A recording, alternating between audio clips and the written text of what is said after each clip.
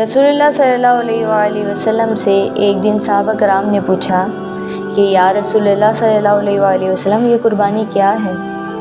रसूलुल्लाह सल्लल्लाहु अलैहि वसल्लम ने फरमाया कि ये कुर्बानी तुम्हारे बाप दादा हज़रत सैयदना इब्राहीम अलैहिस्सलाम की सुन्नत मुबारका है। फिर सहाबा कराम ने दरियाफ़्त किया कि या रसूलुल्लाह सल्लल्लाहु अलैहि वसल्लम, फिर हमें इस पर अजर सवाब कितना मिलेगा, इस पर हमें नेकियां कितनी मिलेंगी? रसूलुल्लाह सल्लल्लाहु अलैहि वसल्लम ने फरमाया कि जानवर के हर एक बाल के बराबर तुम्हें एक एक नेकी मिलेगी। कुर्बानी के लिए जितने जानवर होंगे, उन जानवरों पर जितने बाल होंगे, हर बाल के बदले एक एक नेकी का अजर मिलेगा। रसूलुल्लाह सल्लल्लाहु अलैहि वसल्लम ने एक दिन अपनी प्यारी साहबजादी सैयदा ताहिरा आबिदा ज़ाहिदा फ़ातिमा ज़हरा सलामुल्लाह अलैहा से फरमाया कि बेटी फ़ातिमा, उठो, कुर्बानी के जानवर के पास रहो। आपके नाम का जो जानवर अल्लाह की बारगाह में कुर्बान होने जा रहा है, अपने घर में उस जानवर के बिल्कुल करीब रहो। ये सुनकर हज़रत सैयदतुना फ़ातिमा ज़हरा रज़ियल्लाहु ताला अन्हा ने वजह पूछी कि अब्बा जान, इसमें अल्लाह की क्या हिकमत है?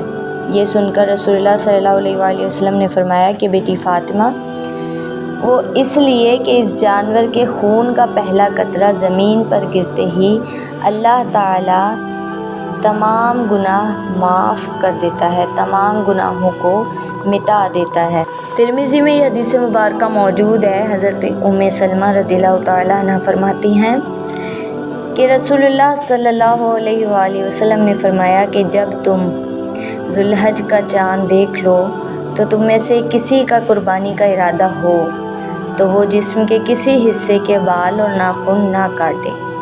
बाल नाखून ना काटने का हुक्म कुर्बानी वाले के लिए है। ये मुस्तहब है, फ़र्ज़ वाजिब नहीं है, लिहाजा कोई इसकी रियायत ना कर सका तो भी गुनाहगार ना होगा।